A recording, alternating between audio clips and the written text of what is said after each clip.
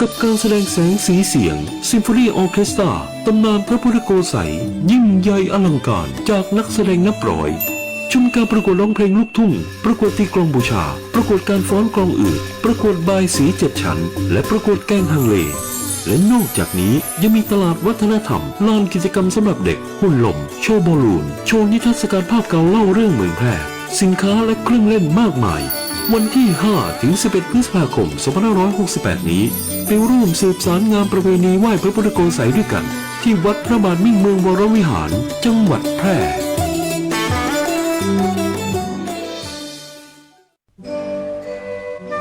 จากอดีตถึงปัจจุบันในยามที่คนไทยทุกข์ร้อนรำเค็ญไม่ว่าจะอยู่หนไหนเหนือใต้ออกตกสถาบันพระมหากษัตริย์ของไทยตลอดจนพระบรมวงศานุวงศ์ทุกพระองค์ไม่เคยทอดทิ้งพระสกนิกรทรงให้ความช่วยเหลือและบรรเทาความเดือดร้อนทุกครั้งไปสร้างขวัญและกำลังใจแก่พระสกนิกรตลอดมาขอทุกพระองค์ทรงพระเจริญ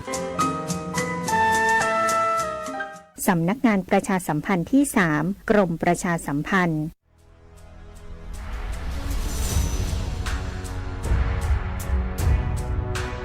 อันตรายต้องระวังมุกใหม่มิจฉาชีพสวมร้อยเหยื่อโดยใจบัตรประชาชนปลอมแปลงเอกสารราชการด้วยการตัดต่อหูภาพมิจฉาชีพอาจจะได้หูบัตรประชาชนของเหยื่อจากการหลอกให้ส่งเอกสารเช่นการรับสมัครงานทำงานออนไลน์หรือกรอกข้อมูลผ่านเว็บสมัครงานปลอมๆตีมิจฉาชีพสร้างขึ้นมาเมื่อได้ข้อมูลแล้วมิจฉาชีพจะใช้โปรแกรมแต่งภาพเพื่อตัดต่อภาพใบหน้าของตัวเก่าให้เข้ากับบัตรประชาชนของเหยื่อจากนั้นสวมรอยลงทะเบียนซิมการ์ดใหม่เมื่อได้ซิมใหม่แล้วเบอร์โทรศัพท์ของเหยื่อจะถูกโอนมาอยู่ในมือของมิจฉาชีพหรือการสวมรอยเข้าระบบบัตรเครดิตเมื่อได้เบอร์โทรของเหยื่อมิจฉาชีพจะใช้เบอร์นี้กู้คืนรหัสผ่านบัญชีธนาคารหรือบัตรเครดิตของเหยื่อทำธุรกรรมออนไลน์และขอรหัส OTP รหัสจะถูกส่งไปที่ซิมที่มิจฉาชีพถืออยู่มิจฉาชีพสามารถใช้รหัส OTP ทำธุรกรรมทางการเงินโอนเงินหรือซื้อของโดยที่เหยื่อบ่ฮู้ตัวบ่ได้ฮื้อบัตรประชาชนกับผู้คนแปลกหน้าหรือลงทะเบียนไว้ในเว็บที่บ่น่าเชื่อถือมันตรวจสอบธุรกรรมการเงินและแจ้งธนาคารทันทีหากพบความผิดปกติเพื่อป้องกันความเสียหายบ่ได้เจือบอดีอู้บอดีโลกบอดีโอนเพื่อประชาชนปลอดภัยจากมิจฉาชีพด้วยความห่วงใยจากสำนักงานประชาสัมพันธ์ที่ 3 กรมประชาสัมพันธ์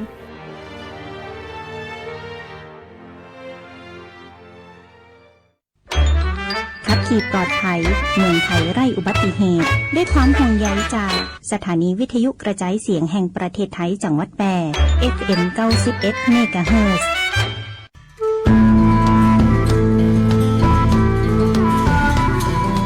ไม้ซักถิ่นหักพระล้อจ่อแฮสีเมืองหรือเลื่องแพะเมืองผีขนแป่นี่ใจงามเจ้าจังหวัดแปร่ขอต้อนรับนักท่องเที่ยวทุกท่านตีมาเยือนหมู่เฮาด้วยความยินดียิ่งเจ้า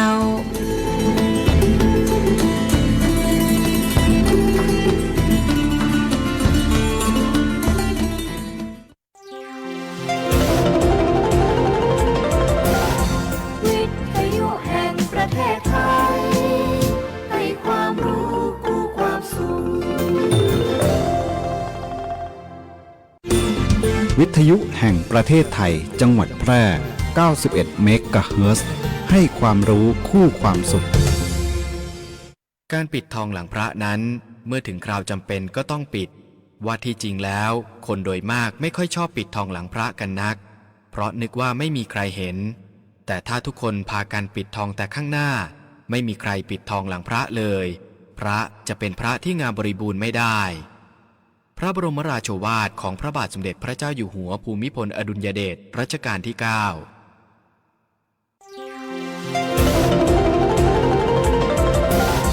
วิทยุแห่งประเทศไทย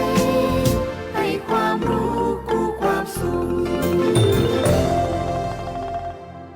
ท่านผู้ฟังกำลังให้เกียรติติดตามรับฟังสถานีวิทยุกระจายเสียงแห่งประเทศไทยจังหวัดแพร่สำนักประชาสัมพันธ์เขต 3 กรมประชาสัมพันธ์ทำการส่งกระจายเสียงด้วยระบบ FM Stereo Multiplex ความถี่ 91 เมกะเฮิรตซ์ จากที่ทำการอาคารสถานีบ้านสองแควหมู่ที่ 7 ตำบลป่าแมดอำเภอเมืองจังหวัดแพร่ จากนี้ไปขอเชิญท่านรับฟังรายการอบจ.แพร่พบประชาชน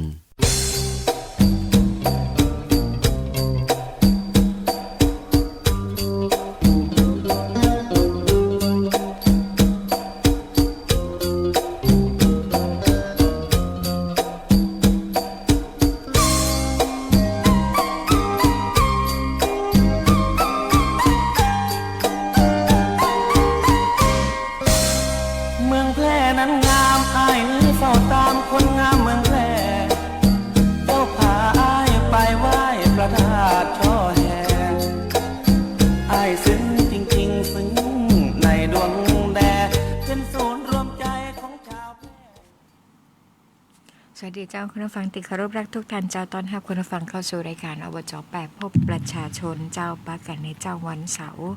ที่3 พฤษภาคม 2568นะเจ้าน้องกุ้งน้องพรเชี่ยวชาญดำเนินรายการอยู่ครับคุณผู้ฟังตั้งสถานีวิทยุกระจายเสียงแห่งประเทศไทยจังหวัด8เจ้า FM 91 เมกะเฮิรตซ์นะคะออกอากาศผ่านทางวิทยุนะเจ้าแล้วก็วันนี้ดำเนินรายการสดนะคะก็มีออกอากาศผ่านทาง Facebook Live ของสวท8ตัวนะเจ้าใช้เพจว่า Live สวทแพร่นะคะทันทีชมผ่านไลฟ์ทาง Facebook ก็ชมไปนะคะแล้วก็แถมส่วนหนึ่งเบสิกเมนวนสุดๆเลยธรรมดามากก็คือฟังผ่านวิทยุทรานซิสเตอร์นะคะอันนี้ยังเป็นจะว่าเป็นสิ่งจำเป็นแต่ในยามขับขันนี่ยังจำเป็นอยู่นะเจ้าวิทยุทรานซิสเตอร์วันก่อนนั่นที่มีข่าวที่ไหนก็ไฟดับที่ยุโรปนะไฟดับทั้งเมืองโดยบุ้งสาเหตุนะเจ้าหลายไม่ใช่ทั้งเมืองกับว่ากันเป็นประเทศนะมันก่อนได้ยินแถวฝรั่งเศสเยอรมันนี่เองนะเจ้าแต่เป็นข่าวหลายๆประเทศในโซนยุโรปที่ว่าไฟดับโดยบุ้งสาเหตุแล้วก็ดับเหมือนนะคะไฟฟ้ารถอะไรอย่างติดเกี่ยวกับใจไฟฟ้านี่ใจไม่ได้เลยนะคะโทรศัพท์แบตสัญญาณโทรศัพท์กับบะหมี่การติดตามข่าวสารเจ้าหน้าที่จะรับฟังข่าวสารจากทางรัฐบาลผ่านทางวิทยุทรานซิสเตอร์เนี่ยสูงสุดสู่สามัญนะเจ้าในยามขับขันก็มีความจำเป็นที่จะต้องใจนะจ๊ะดินฟ้าอากาศเป็นยังไงแต่คืนนี้ฝนตกนะเจ้ารู้สึกจะมาราวๆสัก3 ทุ่มปลายเนาะถ้าวันในเวียงนะเจ้าแต่เขตทางอำเภอโดยรอบนั่นมันแน่ใจนะเจ้าแต่ว่าสัก3 ทุ่มปลาย3 ทุ่มเกินใกล้ๆ4 ทุ่มนี่ในเวียงในฝนมานะคะแล้วก็อาจจะตกยาวไปถึงกี่ทุ่มบ้างวะนะเพราะว่าตกแล้วก็นอนฟังเสียงฝนไปกับลับไปนะเจ้า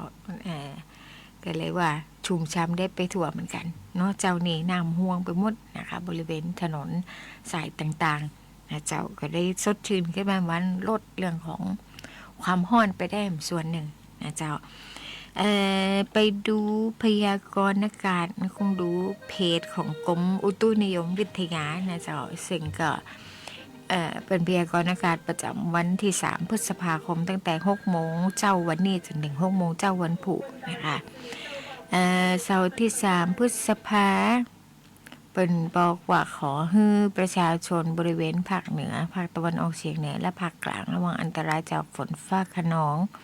และลมกระโชกแรงที่อาจจะเกิดขึ้นนะคะดูแลรักษาสุขภาพอันเนื่องมาจากสภาพอากาศที่เปลี่ยนแปลงนะเจ้าประชาชนบริเวณภาคใต้ตอนล่างระวังอันตรายจากฝนตกหนักและฝนตกที่สะสมซึ่งอาจจะทำให้เกิดน้ำท่วมฉับพลันน้ำป่าไหลหลาก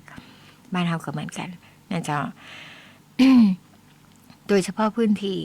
ลาดเชิงเขาใกล้ทางน้ำไหลผ่านและกับพื้นที่ลุ่มนะคะภาคเหนือพยากรณ์อากาศภาคเหนือเป็นบอกว่าอากาศร้อนนะเจ้าแล้วก็มีฝนฟ้าคะนอง 40% ของพื้นที่ลมกระโชกแห่งบางแห่งนะเจ้าติแม่ฮ่องสอนเชียงใหม่เชียงรายลำปางน่านอุตรดิตถ์ตากพิษณุโลกและเพชรบูรณ์เอาแต่ภาคเหนือก็เอาแล้วเนาะภาคอื่นๆก็ยังมีฝนอยู่นะเจ้าภาคกลางก็มีภาคตะวันออกเฉียงเหนือก็มีแต่ แต่ตะวันออกนี่จะหนักน้อยมี 60% นั่นก็ป้องกันนะเจ้าอันใดตีอย่างก็สิ่งปลูกสร้างที่มันบ่มั่นคงไอ้เนาะเนี่ยคือมันคงแข็งแรงนะเจ้าอาจจะมัดคือมันอยู่กับหล่องกระลอยอยู่กับตีสักพักหนึ่งนะเจ้าถ้าฤดูฝนเสี่ยงไปแล้วก็มาว่ากันใหม่นะคะในการแก้ไขปัญหานะฝนตกกันยาคือสดชื่นขึ้นมาได้พ่องนะเจ้าในตะคืนติผ่านมาปริมาณน้ำฝนสะสมนะเจ้าเช้า4 ชั่วโมงเที่ยงคืนตะคืนนี่ศูนย์บริหารจัดการน้ำก็ส่งข้อมูลนะเจ้าเข้าในไลน์กลุ่มต่างๆเรื่องของการแจ้งเตือนปริมาณน้ำฝนสะสมนะคะที่ศูนย์ตั้งไว้ที่ปริมาณน้ำฝนเกิน50 มิลลิเมตรนะเจ้าถ้าตกเกินเนี่ยก็จะแจ้งเตือนนะคะให้เฝ้าระวังเรื่องของน้ำปลาไหลหลากนะเจ้าแล้วก็ดินโคลนถล่มนะคะตั้งเผื่อไว้ก่อนนะเจ้า50ก็ถือว่ามีปริมาณตีหนักพอสมควรนะคะ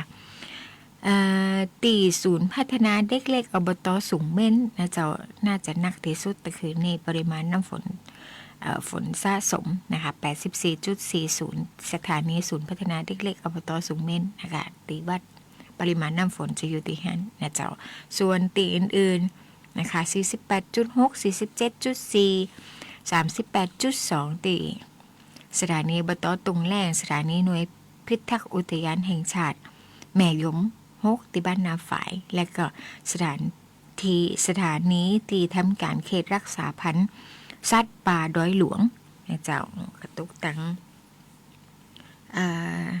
เมือง2ปุ่นก็เยอะเหมือนกันนอเหนือขึ้นไป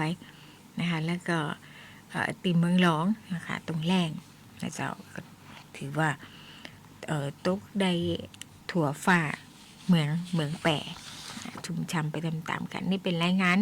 ตอนประมาณเที่ยงคืนนะเจ้าแล้วก็หลังจากนั้นน้องๆกับพักผ่อนนะคะศูนย์บริหารจัดการน้ำเป็นเรื่องของฝนฟ้าในช่วงนี้เจ้าน่าจะเข้าสู่ฤดูฝนเดี๋ยวรออันเองก็อุตุนิยมวิทยาเปิดประกาศแห่งกำหนึ่งเนาะว่าเข้าสู่ฤดูฝนมาแล้วแต่ว่าเต่าติความรู้สึกและปกติเขารู้สึกกันก็คือปีนี้ฝนมาค่อนข้างเร็วนะเจ้าแต่อากาศร้อนก็ยังมีอยู่นะคะเมื่อวานอาจจะยังร้อนอยู่แต่ว่าถ้าช่วงแมลงค่ำๆหรือว่าเมื่อคืนขึ้นไปแล้วเนี่ยฝนก็จะเริ่มมานะเจ้าก็บรรเทาเรื่องของความร้อนไปได้นะคะสัปดาห์นี้หลายท่านที่ใจเส้นทางอย่างในเวียงเนาะในเวียงจุดติหลีกเลี่ยงก็คือบริเวณหน้าวัดพระบาทเมียงเมืองวรวิหารนะเจ้าแล้วก็ยาวมาจนถึงบริเวณหน้าโรงเรียนนารีราชน้อยหนึ่งก็ข้างวัดพระบาทนะเจ้ามาถึงก็โรงเรียนหน้าโรงเรียนนารีค่ะที่เป็นมีงานสงฆ์พระพุทธโกษัยนะเจ้างานจริงๆเริ่มตั้งแต่วันที่5ถึงวันที่11แต่ว่าช่วงเนี้ยประกาศไม่ขายก็เอาของมาลงแล้วนะเจ้าแล้วก็บางส่วนก็เริ่มเปิดขายกันแล้วนะคะก็เชิญชวนนะเจ้าไปแอวงานแต่เดี๋ยวเนี่ยคนใจเส้นทางก็หลีกเลี่ยงนะเจ้าวันนั้นคงไปซุบเสียพอดีลงประตูใจไป เลี้ยวขวาเข้าข้างไปสนีประประกันนะเจ้าวันที่25 เมษายนที่ผ่านมานะเจ้าทานนายกอนุวัฒน์วงศ์วรรณนายกองค์การบริหารส่วนจังหวัด8ก็ไปร่วมการประชุมสัมมนาเชิงวิชาการนะเจ้าทิศทางการกระจายอำนาจให้กับองค์กรปกครองส่วนท้องถิ่นในยุคเปลี่ยนผ่านนะซึ่งก็จัดโดยสมาคมองค์การบริหารส่วนจังหวัดแห่งประเทศไทยนะคะวันนั้นมีประชุมแล้วก็เป็นการประชุมสามัญตัวนะเจ้ามีการเลือกคณะกรรมการสมาคมในชุดใหม่นะคะการสัมมนานะคะทิศทางการกระจายอำนาจให้กับองค์กรปกครองส่วนท้องถิ่นในยุคเปลี่ยนผ่านกับมีนายทรงศักดิ์ทองศรีรัฐมนตรีช่วยว่าการกระทรวงมหาดไทยเป็นประธานในพิธีเปิดนะเจ้าและก็มีพลตำรวจโทคำรณวิทย์จุบกระจ่างนายกองค์การบริหารส่วนจังหวัดปทุมธานีอันทำหน้าที่เป็นอุปนายกทำการแทนนายกสมาคมองค์การบริหารส่วนจังหวัดแห่งประเทศไทยอยู่ เจ้าได้กล่าวรายงานถึงวัตถุประสงค์ของการจัดประชุมในครั้งนั้นที่โรงแรมอมรีดอนเมืองนะคะซึ่งก็ในรูปของสมาคมนะคะก็จะมีนายกสมาคมนายกองค์การบริหารส่วนจังหวัดนะคะมีประธานสภาเนาะแล้วก็มีปลัดองค์การบริหารส่วนจังหวัด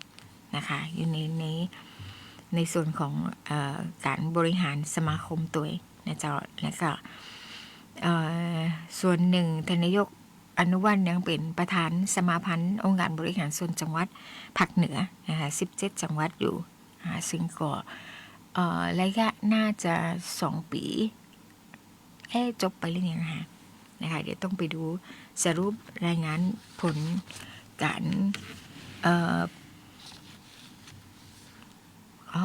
ผลการทำงานในห่วงของการเป็นประธานสมาพันธ์องค์การบริหารส่วนจังหวัดภาคเหนือนะจ๊ะแล้วก็ส่วนของอย่างวันที่29เมษายนนะคะตังอบจ.เองก็ไปรวมพิธีเจริญพระพุทธมนต์และทำบุญตักบาตรเจ้าเนื่องในโอกาสที่เป็นวันคล้ายวันประสูตินะเจ้าของสมเด็จพระเจ้าลูกยาเธอเจ้าฟ้าทีปังกรรัศมีโชตินะคะเนื่องในวันคล้ายวันประสูติ29เมษายน2568นะเจ้ามีท่านผู้ว่าราชการจังหวัดแปะเป็นประธานตีพระอุโบสถวัดพระบาทมีเมืองวรวิหารนะคะในช่วงวันที่29เมษายนดังนั้นขวายม้าแฮมน้อยหนึ่งนะคะก็มีพิธีมอบผ้าลายพระราชทานนะคะผ้าลายศิริราชพัตตาภรณ์นะคะซึ่งท่านผู้ว่าราชการจังหวัดแปะก็เป็นประธานในพิธีมอบเช่นกันนะเจ้าวันนั้นท่านนายกหมายคือท่านเสรีทรงศักดิ์เลขานุการนายกองค์การบริหารส่วนจังหวัดแปะไปรวมหับหมอบนะเจ้าแล้วก็ขวายก็ด้านมาแฮมน้อยหนึ่งนะคะประมาณ10 โมงครึ่งก็มีการประชุมคณะกรรมการข้าราชการองค์การบริหารส่วนจังหวัดแปะนะคะ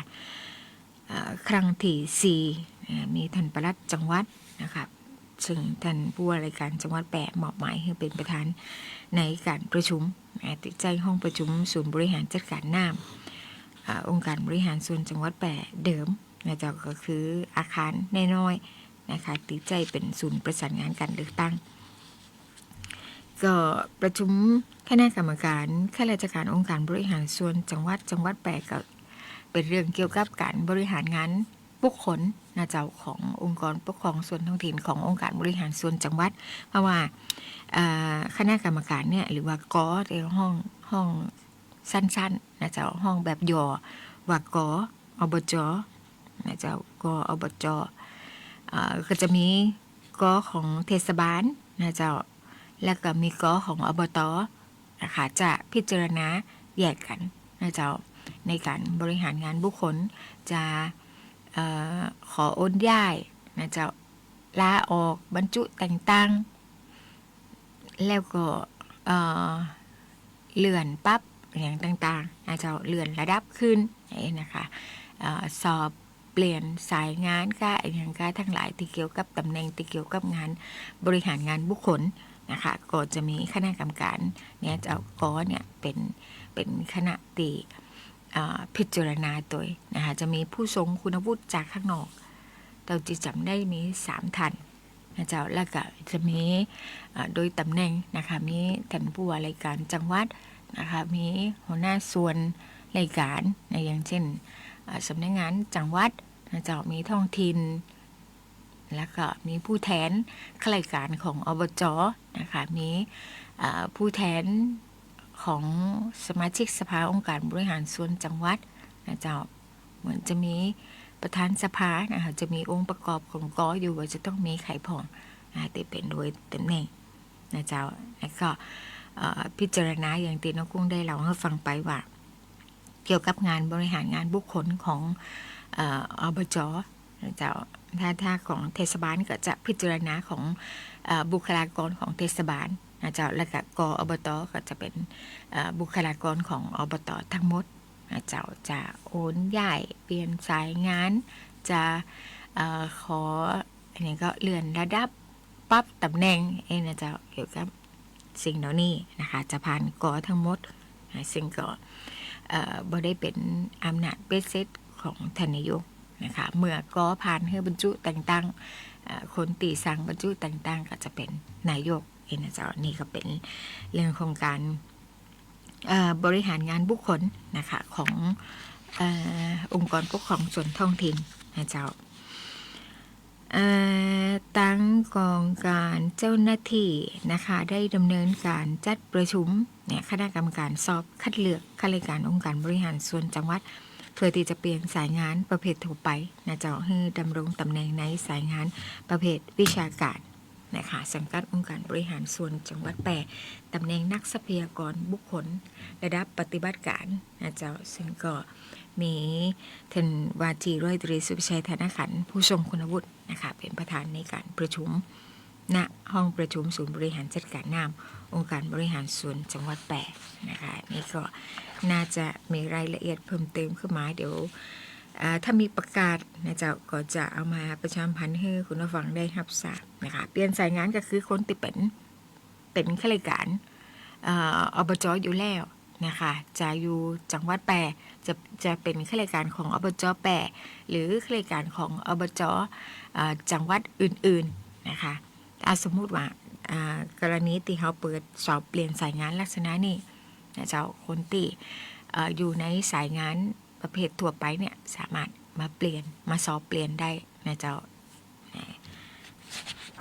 นี่ก็เป็นส่วนของเรื่องของงานบริหารงานบุคคลเหมือนกันนะคะ6 โมงเกินเดี๋ยวแฮมเรื่องหนึ่งเจ้าขออนุญาตทำเรื่องหนึ่งวันที่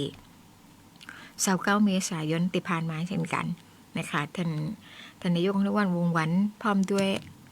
คณะผู้บริหารนะคะซึ่งประกอบไปด้วยรองนายกทั้ง2 ท่านแล้วก็มีท่านเลขานุการนะเจ้าท่านเลขาจักรินแล้วก็จะมีส่วนของผู้อำนวยการกองช่างนะคะผู้อำนวยการกองยุทธศาสตร์และงบประมาณผู้อำนวยการกองคลังนะเจ้ามีช่างผู้ควบคุมงานนะคะไปเอามีใครมีสจ.ในพื้นที่นะคะไปประชุมประชาคมนะโครงการปรับปรุงฟื้นฟูอ่างเก็บน้ำแม่กลางที่บ้านนาแกหมู่ที่3ตำบลห้วยอ้ออำเภอหลองในเจ้าตีวัดนาแกนะคะจะประชุมที่วัดนาแกการประชุมครั้งนี้นะคะประชาคมหมายถึงว่าโครงการเนี่ยมีแล้วนะคะมีโครงการแล้วก็เสนอเข้าไป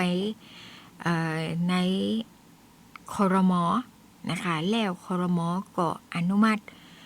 ให้ดำเนินการนะคะพร้อมทั้งจะจัดสรรงบประมาณมาให้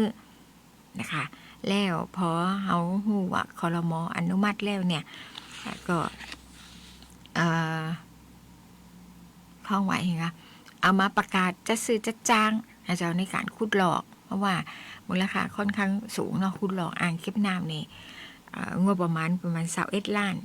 นะเจ้าเอามาประกาศจะซื้อจะจ้างไป2 ครั้งแล้ว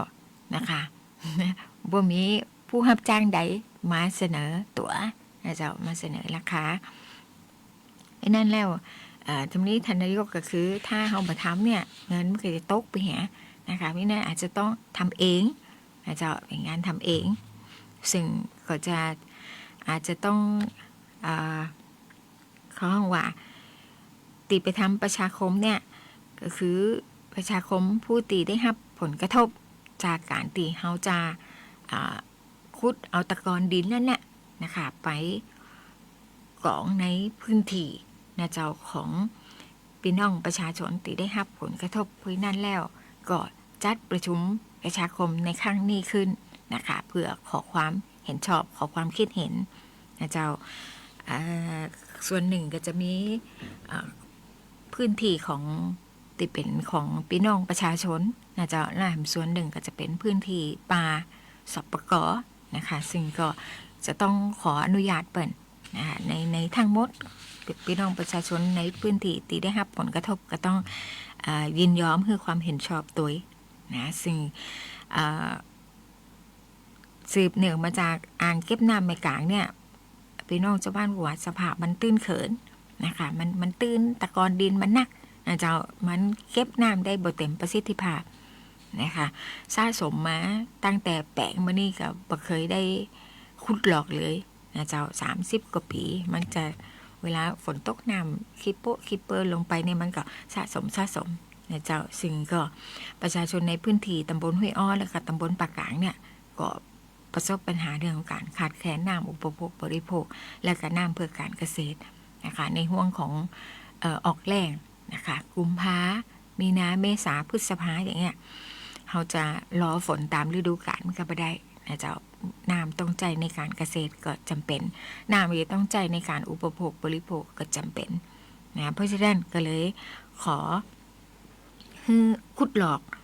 นะคะอ่างเก็บน้ำเมื่อกลางเพื่อเพิ่มประสิทธิภาพการกักเก็บน้ำให้ได้หนักขึ้นนะเจ้าก็เลยเสนออบจ.ก็เลยเสนอของงบประมาณในการปรับปรุงฟื้นฟูอ่างเก็บน้ำแม่กลางเข้าไปนะคะอย่างที่นำเรียนไปกับคณะรัฐมนตรีได้มีมติอนุมัติงบกลางนะคะรายการเงินสำรองจ่ายเพื่อกรณีฉุกเฉินโดยจำเป็นเพื่อการดำเนินโครงการเพิ่มประสิทธิภาพการบริหารจัดการทรัพยากรน้ำในช่วงฤดูฝนจริงๆก็ขอไปตั้งแต่ปีแล้วปีก่อนนะจะฤดูในปี2567แล้วครม.การอนุมัติมานะคะอนุมัติในหลักการนะเจ้ามันจะว่าอนุมัติปุ๊บโอนสตางค์มาให้เลยยังแต่หนาตังค์ยังบ่มาเตี่ยนะเจ้าหันแต่เป็นตัวเลขอยู่เจ้าล้านนี่นะเจ้าปริมาณงานก็จะเป็นการขุดหลอกตะกอนดินนะคะซึ่งปริมาณดินก็น่าจะมหาศาลอยู่นะคะทั้งนี้ทั้งนั้นก็ต้องมีพื้นที่ที่จะรองรับตะกอนดินเหล่านี้นะคะก็เลยมีการประชุมประชาคมพ่อแม่พี่น้องตีได้รับผลกระทบหรือว่าตีจะขอพื้นที่ของเปิ้นนะเจ้าเป็นตีรับรองตะกอนดินเหล่านั้นนะคะซึ่งก็เมื่อขุดหลอกแล้วนะคะประโยชน์ก็จะมีต่อพี่น้องประชาชนในตำบลห้วยอ้อตำบลปากกลางลักๆเลยแต่เป็นจะได้นะเจ้าแล้วก็อาจจะบริเวณโดยรอบตัวนะคะเมื่ออ่างเก็บน้ำมีประสิทธิภาพเก็บน้ำได้หนักขึ้นนะคะเราสามารถเอาไปเป็นน้ำต้นทุนในการผลิตประปาหมู่บ้านนะคะเป็นน้ำใจเพื่อการเกษตรนะเจ้าน้ำใจเพื่อการเลี้ยงสัตว์นะคะอันนี้ก็ว่ากันไปผลิตผลก็จะได้ดีขึ้นจากที่เคยทำงาไห้งานะตามฤดูกาลล้อฝนมาน้ำบ่มีปกติต้องสูบถ้าสูบบ่มีน้ำให้สูบก็อย่างบ่ได้นะเจ้าอาจจะได้ทำเขาห้องว่าทำการเกษตรได้ทั้งปีนะเจ้าแล้วก็เมื่อทำการเกษตรได้ทั้งปีนั่นก็หมายถึงว่าเขาก็จะได้มีสตุ้งสตางค์นะคะมีรายได้เข้ามาในครอบครัวนะเจ้าได้เป็นการพัฒนาแห่งส่วนหนึ่งในการพัฒนาแหล่งน้ำนะคะซึ่งถ้าล้องบประมาณตีเขาดำเนินการเองเนี่ยอาจจะตังค์จะมีบ่นักนะเจ้าสำหรับงบประมาณอบจ.เพราะว่า600-700 ล้านเนี่ยก็จะมีงบตีเป็นส่วนที่เป็นงบใช้จ่ายประจำนะเจ้าอย่างพวกเงินเดือนบุคลากรก็นะเจ้าแล้วก็อย่างเงินค่าใช้จ่ายในสำนักงานเองนะเจ้าโดยตัวไปที่เป็นค่าใช้จ่ายประจำซึ่งก็จะเหลือเงินตีเอามาพัฒนานะคะแห่งส่วนหนึ่งนะคะซึ่งมันก็มีจำกัดนะคะมีจำกัดตีทำไว้ก็จะเป็นดึงจากในแผนมานะเจ้าทำข้อบัญญัติแผนก็จะทำเป็นปีๆนะเจ้าอันใดปั๊บก็ห้องว่าอันใดเร่งด่วนกับปรับปรุงแผนนะเจ้าดึงมาเป็นข้อบัญญัติงบประมาณรายจ่ายเพื่อจ่ายเพื่อตีจะดำเนินการในปีต่อไปในปีนั่นๆนะเจ้าอย่างโครงการตีเขาทำข้อบัญญัติในปีงบประมาณ68นี่ก็จะเป็นโครงการตีประสานแผนเข้ามาอยู่ในแผนพัฒนาท้องถิ่นนะคะแล้วก็ดึงมาทำเป็นข้อบัญญัตินะเจ้าถ้าเป็นโครงการเร่งด่วนมีเหตุจำเป็นเนี่ยเร่งด่วนมีเหตุจำเป็นประชาชนเดือดร้อนนะเจ้าก็จะเป็นอำนาจของ นายกติจะอนุมัติอาจจะขออนุมัติใจงบกลางเงินสำรองจ่ายได้ทั้งนี้ทั้งนั้นก็ต้องเป็นไปตามระเบียบตุ้ยนะเจ้าระเบียบเบิกจ่ายการใช้จ่ายเงินขององค์กรปกครองส่วนท้องถิ่นนะคะระเบียบกระทรวงมหาดไทยเขตกรณีแบบไหนตีจะสามารถจ่ายขออนุมัติเงินสำรองจ่ายหรืองบกลางได้อย่างเองนะเจ้านี่ก็เป็นเรื่องราวนะคะตีเอามาบอกกล่าวแล้วก็เล่าให้คนฟังได้ฟังนะคะตีแน่ๆเขาจะได้คุดหลอกแน่นอนแล้วนะคะตีอ่างเก็บน้ำแม่กลางนะเจ้าถ้างบประมาณมาเมื่อใดเนี่ยก็จะดำเนินการเมื่อนั่นนะคะอันนี้เขาทำประชาคมตีทำส่วนหนึ่งคือล่วงหน้าไปก่อนขออนุญาตใจพื้นที่เป็นก่อนนะคะเดี๋ยวเข้าบ้านเปิดก็ต้องขออนุญาตนะเจ้าเนาะจะไปทำอะไรในพื้นที่ต้องขออนุญาตถ้าไม่ได้รับอนุญาตเดี๋ยวเป็นเรื่องเป็นราวขึ้นมาอีกนะเจ้านั่นก็เป็นการดำเนินการนะคะควบคู่กันไปในระหว่างตีรองบประมาณจากขอห้องว่ากรมบัญชีกลางเนาะถึงจะโอนมาให้เขาเพื่อที่จะดำเนินการนะคะนี่ก็เป็นความก้าวหน้านะเจ้าแล้วเดี๋ยวถ้ามีความคืบหน้าอย่างใดเกี่ยวกับการฟื้นฟูอ่างเก็บน้ำแม่กลางก็จะเอามาเล่าให้ฟังนะเจ้าถ้าความมีโอกาสนะคะจะขอเสียงท่านนายกมาเล่าให้ฟังนะเจ้าไม่ได้ป้ากันเลยนะคะในวงสัปดาห์ที่ผ่านมานายกมีประชุม2-3 วันติดกันประชุมเกี่ยวกับการติดตามงานนะคะของส่วนรายการภายในต่างๆนะเจ้าใน 2-3 วันที่ผ่านมาช่วงบ่ายไปจนถึงแมลงค่ำนะเจ้า6:40แล้วเดี๋ยวก่อนนะขออนุญาตพักสักคำหนึ่งนะเจ้าพักค่ำหนึ่งฟังเพลงสักเพลงหนึ่งแล้วเดี๋ยวกลับมาในช่วงหน้ามีต่อยาวไปจนถึงจบรายการเจ้า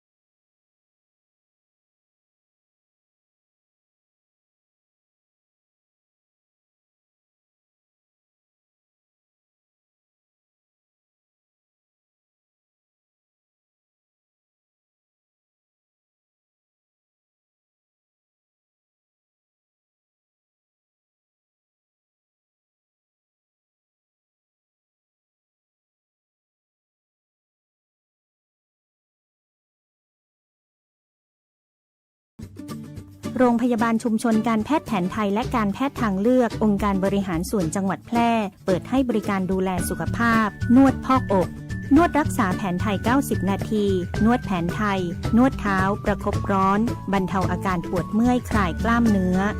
ข้อเข่าสมุนไพรรักษาข้อฝืดข้อเข่าเสื่อมข้อนิ้วข้อเท้าลดอาการปวดด้วยสมุนไพรเปิดให้บริการในทุกวันจันทร์อบไอน้ำสมุนไพรรักษาระบบทางเดินหายใจกระตุ้นการไหลเวียนของโลหิตลดการปวดเมื่อยกล้ามเนื้อขับน้ำข่าวปลาแม่หลังคลอดเปิดให้บริการในทุกวันอังคารบรรเทาอาการปวดเมื่อยคลายกล้ามเนื้อผู้มาใช้บริการให้นำบัตรประจำตัวประชาชนมาด้วยทุกครั้งใช้สิทธิ์เบิกจ่ายตรงข้าราชการสิทธิ์ประกันสังคมหรือสิทธิ์บัตรทองในจังหวัดแพร่สิทธิ์รัฐวิสาหกิจหรือชำระเงินสดติดต่อจองคิวรับบริการเวลา 8:30 นาทีถึง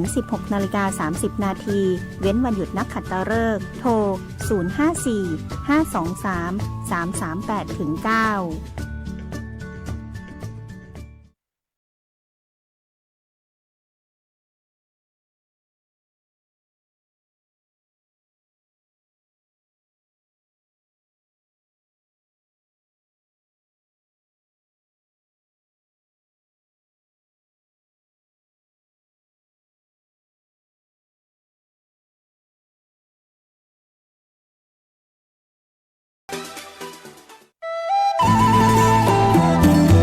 กำลังฟังรายการอบจ.แพร่พบประชาชนโดยงานประชาสัมพันธ์อบจ.แพร่ทางสวท.แพร่ FM 91 เมกะเฮิรตซ์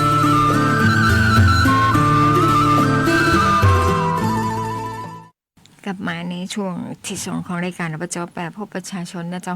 6:45 นาทีไปดูอัปเดตผลการพยากรณ์ฝนสะสมรายวันนะเจ้าทุกๆ24ชั่วโมงนำแต่7โมงเจ้านะจนถึง7โมงแห่งวันหนึ่งนะเจ้า ของศูนย์พยากรณ์อากาศระยะกลางยุโรปนะคะวิเคราะห์ตามผลแบบจำลองนะเจ้าก็จะมีแผนที่เนาะที่เขาหันแล้วก็จะมีเฉดสีต่างๆสีแดงหมายถึงฝนฟ้าคะนองนะเจ้าสีเขียวหมายถึงมีฝนเล็กน้อยช่วงวันที่3ถึง8พฤษภาคมนะคะก็ยังมีฝนฟ้าคะนองในบางพื้นที่ตะกี้ที่ได้นำเรียนไปนะเจ้าส่วนมากบริเวณภาคเหนือตอนบนภาคอีสานตอนล่างภาคกลางแนวโน้มจะลดลงนะเจ้าสัปดาห์ที่ผ่านมา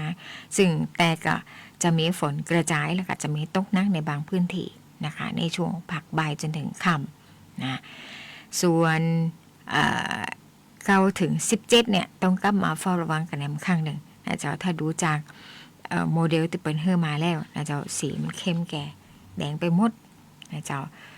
วันที่9นี่ยังว่าห่างแต่วันที่10นี่เริ่มเยอะนะเจ้าอุ้ยนี่ เดี๋ยวไปหาดูใน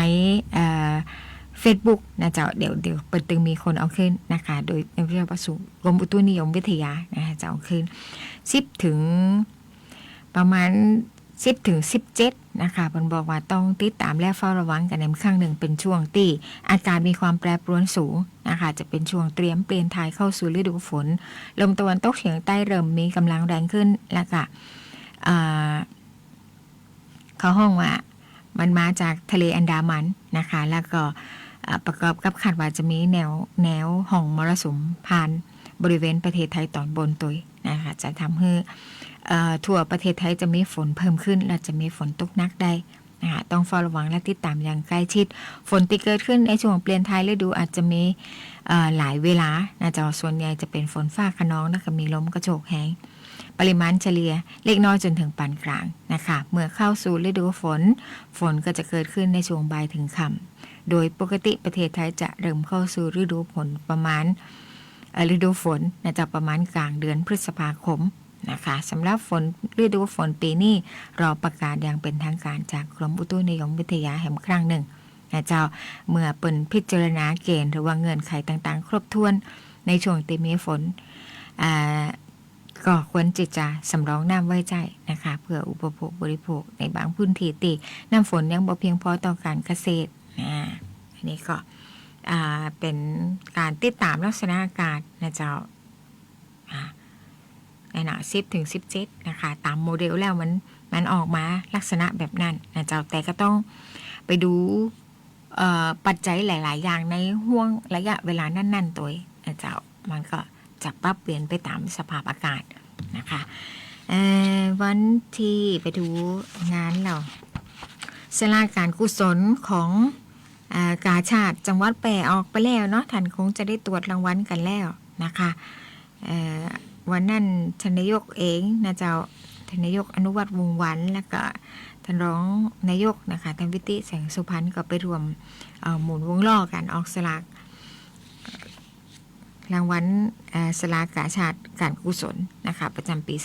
2568 ของเรากาชาติจังหวัดแปรรายได้ก็ไปสนับสนุนด้านสาธารณกุศลช่วยเหลือบรรเทาทุกข์แก่ผู้ยากไร้ป่วยขาดแคลนนะเจ้าคำนี้ท่านผู้ว่าราชการจังหวัดแปรเป็นประธานในพิธีมีท่านนายกเรากาชาติจังหวัดแปรนะเจ้าได้นำสมาชิกเรากาชาติมารวมงานตุยแต่เรียกว่ารางวัลเป็นรถยนต์กระบะนะคะหัวหน้าสำนักปลัดเทศบาลตำบลแม่ขมีมันก็จะเฮ้แมวอะไรเนี่ยแมวนะคะเป็นผู้โชคดีนะคะขอแสดงความยินดีกับผู้ที่ได้รับรางวัลทั้งรางวัลใหญ่และก็ทุกๆรางวัลตัวนะเจ้าทั้งกุ้งก็ช่วยซื้อ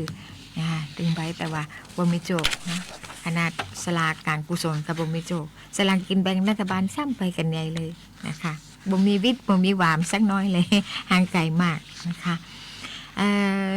วันที่1 พฤษภาคมที่ผ่านมานะเจ้าอบจแปดก็มีโอกาสได้ต้อนรับคณะของอบจเจียงไฮ้นะคะโดยกองป้องกันและบรรเทาสาธารณภัยของอบจเจียงไฮ้นะคะท่านผู้อำนวยการกองนำคณะเจ้าหน้าที่ของกองป้องกันและบรรเทาสาธารณภัย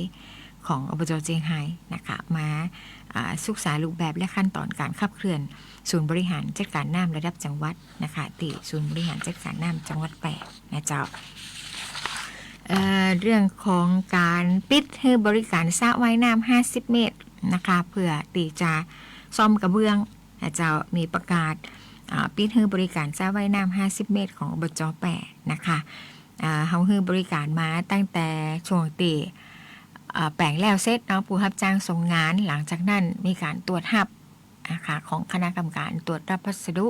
นะเจ้าตรวจรับเสร็จเรียบร้อยแล้วก็เปิดให้ใจงานมาตั้งแต่วันที่ประมาณวันที่25 กุมภาพันธ์นะเจ้าในต้นปีแล้วที่นี่เนี่ยพอใจงานไปนะเจ้า2 เดือน 3 เดือนนะคะกุมภามีนาเมษานะเจ้า2 กุมภามีนาเมษา3 เดือนนะคะก็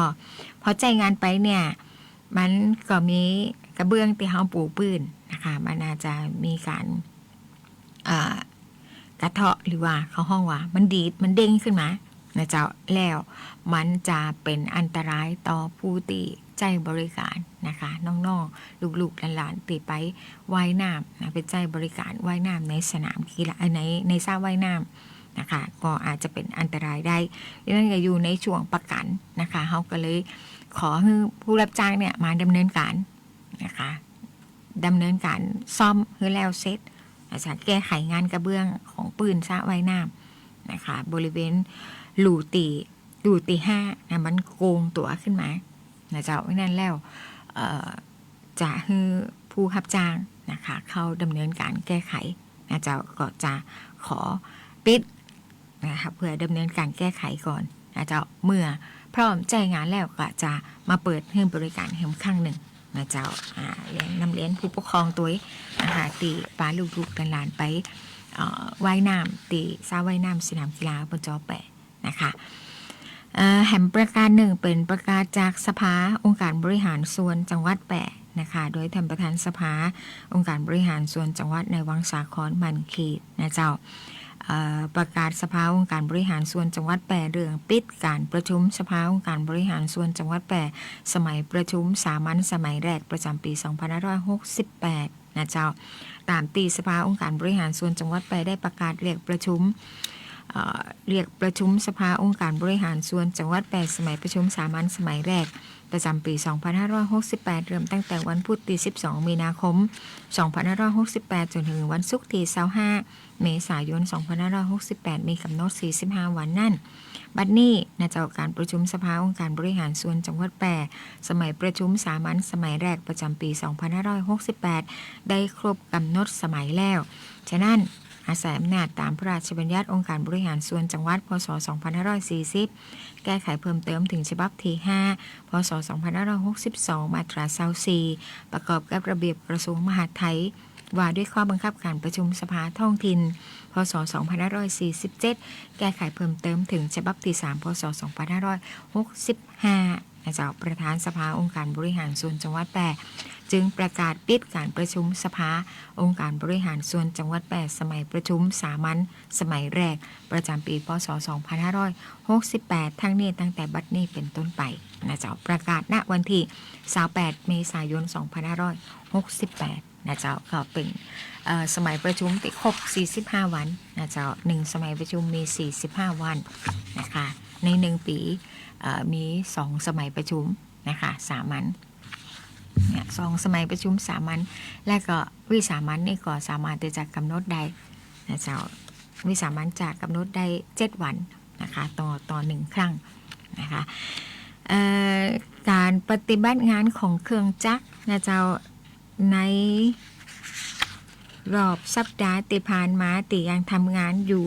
แล้วเสร็จวันที่2พฤษภาคมนะกระปับเกบอขยะของเทศบาลตำบลร่องกวาง2บ่อนะจะมีกำหนดแล้วเสร็จตั้งแต่วันที่2พฤษภาคมที่ผ่านมานะคะบ่อที่1อยู่ที่ตำบลร่องเข็มแล้วก็บ่อที่2อยู่ที่ตำบลร่องกวางนะเจ้างานแล้วเสร็จเรียบร้อยแล้วนะคะปรับปรุงถนนลุรังด้วยหินคลุกหมู่ที่2ตำบลบ้านการอำเภอสูงเม่นเชื่อมหมู่ที่4ตำบลนาจักอำเภอเมืองแปะนะคะทำงานจนถึงวันที่8พฤษภาคมนะเจ้านี่ก็งบประมาณของอบจ.แปะนะเจ้าตะกี้นั้นงบของอบต.เทศบาลตำบลร่องกวางนะเจ้าติดเป็นสนับสนุนพัฒนาแหล่งน้ำห้วยห่องเบิกบ้านนันทารามหมู่ที่1ตำบลแม่ยมนะคะงานแล้วเสร็จเรียบร้อยนะคะวันที่21ถึง29เมษายนที่ผ่านมาใจงบของอบต.แม่ยมนะเจ้ารื้อถอนซุ้มประตูวัดถุงเจริญตำบลหัวฝ่ายอำเภอสูงเม่นนะคะปฏิบัติงาน30เมษายนถึง1พฤษภาคม2วันอันนี้ใจงบของวัดถุงเจริญตำบลหัวฝ่ายอำเภอสูงเม่นนะเจ้าอบจ.เป็นเครื่องจักรและก็เจ้าหน้าที่นะคะรายงานผลการปฏิบัติงานอันนี้บ่อขยะวาดไปแล้วฝ่ายซอยซีเมนต์มาได้ต้องห้องเฮือทิศปากว่าฝ่ายชะลอน้ำแกนดินซีเมนต์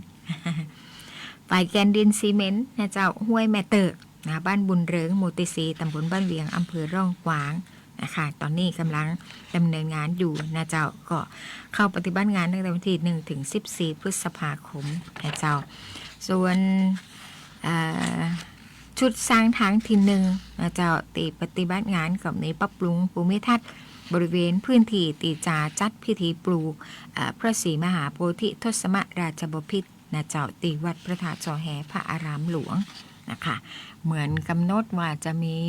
พิธีปลูกในวันที่11พฤษภาคมนะคะซึ่งตรงกับวันวิสาขบูชาค่ะเจ้าแต่ติดจำได้นะคะเดี๋ยวเอามาหารายละเอียดมาเล่าให้ฟังแหมคำหนึ่งนะเจ้าเนาะแล้วก็ชุดสร้างทางที่2ตะกี้ตีรายงานไปแล้วนะเจ้าปรับปรุงถนนลูกรังด้วยหินคลุกหมู่ที่2บ้านการอำเภอสูงเม่นเชื่อมหมู่4ตำบลนาจักชุดสร้างทางที่3ก่อสร้างฝายชะลอน้ำแกนดินซีเมนต์บ้านปากปวกหมู่ที่3ตำบลเด่นใจนะเจ้าจะทำตั้งแต่วันที่1ถึง9พฤษภาคมนะเจ้าเนาะแล้วก็แหมส่วนหนึ่งไปปรับปรุงถนนลูกรังเพื่อการเกษตรในพื้นที่ตำบลห้วยไร่อำเภอเด่นใจนะเจ้า7สายทางก็ปฏิบัติงานตั้งแต่วันที่29เมษายนไปจนถึงวันที่19มิถุนายนนะคะงานจ้างก่อสร้างก็มีโครงการปรับปรุงผิวทางแอสฟัลติกคอนกรีตสายปตท. 1-0038 สายบ้านห้วยอ้อถึงบ้านปากจอกตะวันตกอำเภอหลองนะเจ้าขนาดกว้าง6เมตรยาว 3,400 เมตรนะคะ3กิโลกว่าเนาะ แล้วก็หนา 0.05 เมตรนะคะพื้นที่บ่น้อยกว่า 24,000 ตารางเมตรนะคะโดยห้างหุ้นส่วนจำกัดปรีชาแพร่ขนส่งเป็นผู้รับจ้างนะเจ้านี่ก็ไปติดตามงานนะคะผู้ควบคุมงานนี้อะไรนี่หมดแล้วค่ะศูนย์บริหารจัดการน้ำจังหวัดแปรนะคะ30 เมษายนถึง 1 พฤษภาคมที่ผ่านมาทานนายกอนุมัติได้มอบหมายให้เจ้าหน้าที่ฝ่ายช่างสุขาภิบาลของช่างอบจ.แปรเข้าร่วมโครงการฝึกอบรมเชิงปฏิบัติการติดตามสถานการณ์น้ำเพื่อเฝ้าระวังและรับมือภัยแล้งรวมถึงอุทกภัยข้างที่ 1 ภาคเหนือนะคะเพื่อเสริมสร้างศักยภาพบุคลากรในพื้นที่นะคะเพื่อสามารถเข้าถึงและใช้ประโยชน์จากเทคโนโลยีสารสนเทศในการบริหารจัดการน้ำโดยเฉพาะในภัยแล้งและก็อุทกภัยนะคะบอกว่าจะเป็นด้านวิเคราะห์วางแผนนะเจ้าตัดสินใจเชิงรุกและก็ส่งเสริมให้เกิดเครือข่ายนะคะนิติจังหวัดพิษณุโลกนะเจ้าวันนี้เวลาหมดแล้วนะคะ6:59 นาทีเดี๋ยวไปฟังข่าวต้นชั่วโมงจากสวท.กรุงเทพนะเจ้าเนาะวันนี้ขอบพระคุณทุกท่านที่ติดตามรับฟังรายการอบจ.แปรพบประชาชนนะเจ้ากลับมาปักกันใหม่ในวันเสาร์หน้าลาไปก่อนสวัสดีเจ้า